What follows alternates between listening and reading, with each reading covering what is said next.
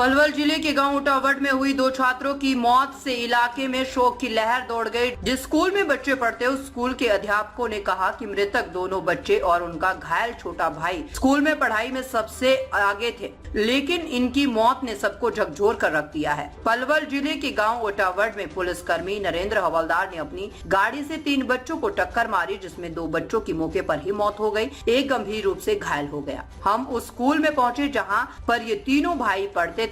उटावट गांव के मॉडल संस्कृति प्राइमरी स्कूल में ये तीनों भाई अयान, मोहम्मद एहसान और अरजान पुत्र साहबुद्दीन, ये तीनों भाई एक साथ स्कूल जाते थे और आते थे। स्कूल के हेडमास्टर मोहम्मद हबीब अहमद ने बताया कि ये तीनों भाई अपने दादा के साथ मोटरसाइकिल पर जाते थे और आते थे, लेकिन कल ये अपने दादाजी के साथ पैदल आए थे और पैदल जा रहे थे। स्कूल की छुट्टी के बाद ये तीनों भाई घर जा रहे थे और स्कूल से 500 मीटर की दूरी पर नरेंद्र कुमार पुलिसकर्मी ने पीछे से इन तीनों भाइयों को टक्कर मार दी, जिससे मौके पर ही अयान और मोहम्मद एहसान की मौत हो गई और अरजान घायल हो गया।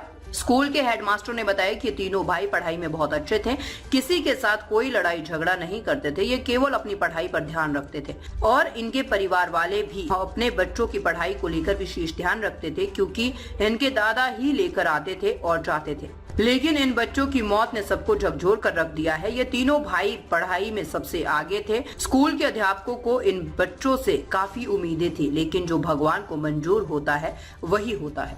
सर, जो 2 बच्चों की मौत हुई है और एक गंभीर रूप से घायल है, तो ये आपके स्कूल में पढ़ते थे, कैसे थे पढ़ाई में और कैसे घटना हुई, किस समय?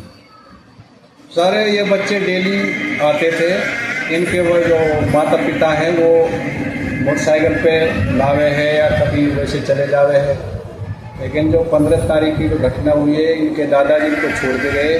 हमारे यहाँ स्कूल में FLN का एक सर्वेक्षण चल रहा है। जो बच्चा दूसरी तीसरी कक्षा में पढ़ते थे ना, तो वो सर्वेक्षण के बाद करीब 1:45 बजे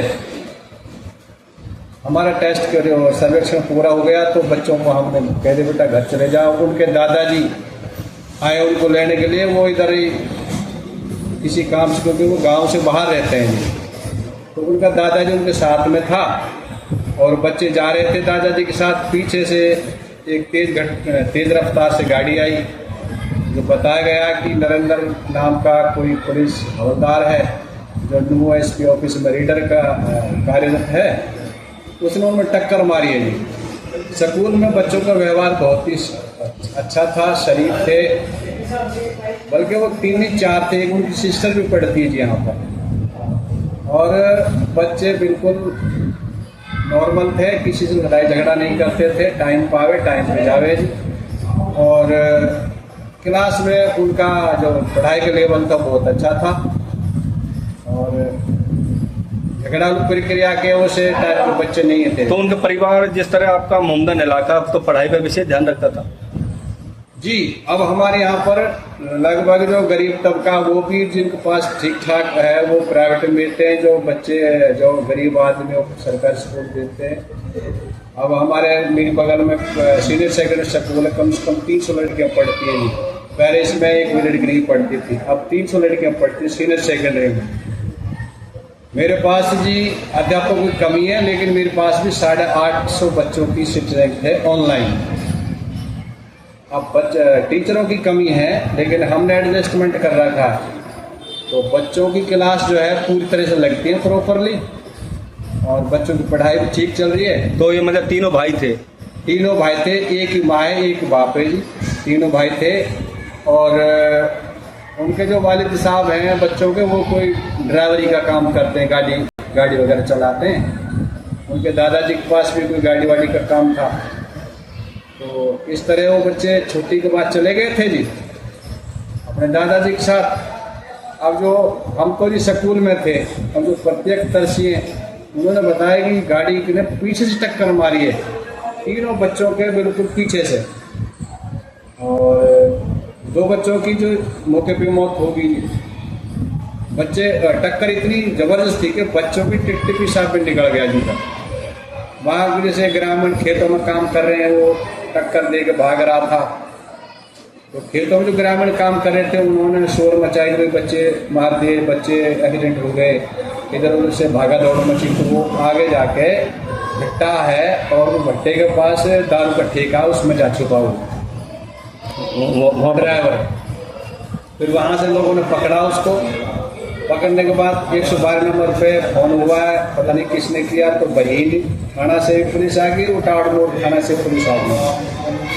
तो फिर उसको उटाड़ मोड़ जो हमारा थाना लगता है उनके हवाला कर दिया इसको। इस तरह ये घटना घटी जी कल। ये इलाके में पूरा मातम। इलाके में क्या जी, रात में भी मिट्टी में शामिल था। एक मेरा साथी है मौसम अली, मेरा नाम हबीब अहमद है। रात मिट्टी में 10 बजे शामिल हुए थे।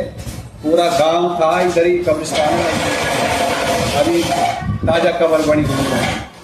पूरा गांव था, आसपास के जो गांव हैं ये लगा लो कि हजारों लोग थे। बहुत ज़्यादा तादाद में भीड़ थी बच्चों की। आप देखिए जब 2 कब्रें होती हैं बराबर में और वो भी 9-10 साल के बच्चों की होती है तो बहुत दिल पे चोट पहुँचती है। भीड़ इतनी थी मिट्टी देने के लिए कि लोग बाग एक दूसरे को धक्का मुक्की करनी पड़ी, तब जाके मिट्टी में हाथ लगा। 10 बजे किया, 10 बजे मिट्टी शुरू हुई थी, 11 बजे ख़त्म हुई थी।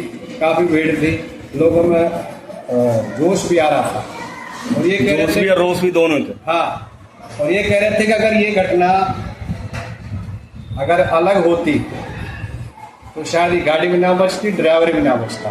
लेकिन सबसे अच्छी बात ये रही इलाके में कि गाड़ी भी सेफ है ड्राइवर की, ड्राइवर खुद भी सेफ है।